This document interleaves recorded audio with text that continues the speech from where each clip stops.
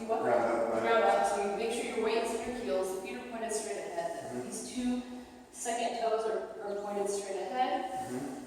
And then I work my way up. So from the knees, you want to make sure that the knees are pointed straight ahead.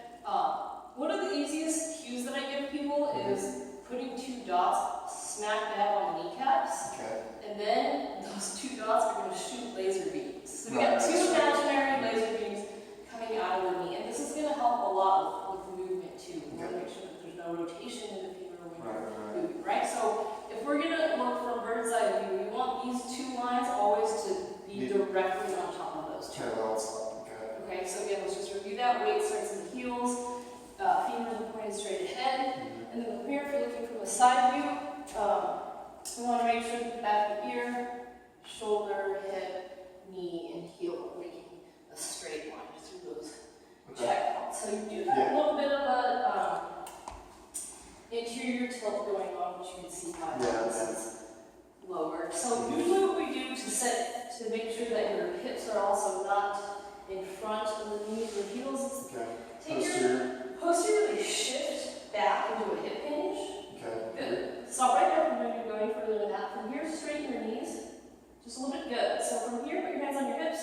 And without allowing your hips to shift forward, meaning if I were to put, so again, we're always trying to keep the heel or this bone and the knee in the center of that hip in one straight line. A lot of people have a tendency to shift the pelvis forward above their feet when they go into that tilt.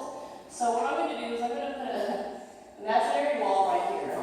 Okay? Or what I like to do is put an imaginary poison ivy plant right here. Okay? Because that way you just cannot shift forward. I want you to posteriorly tilt your pelvis first by sucking this in.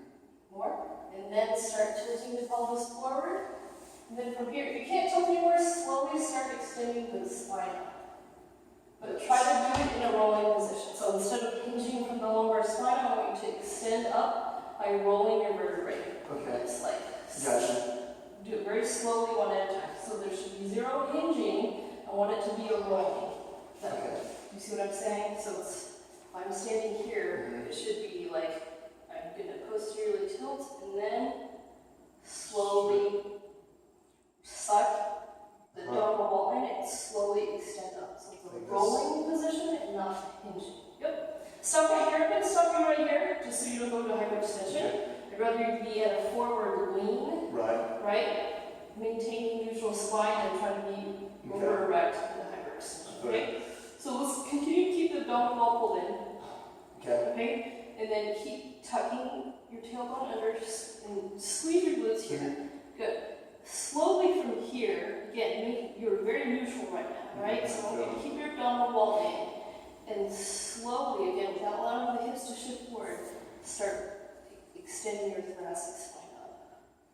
Good. Or almost think about leaning back into my hand.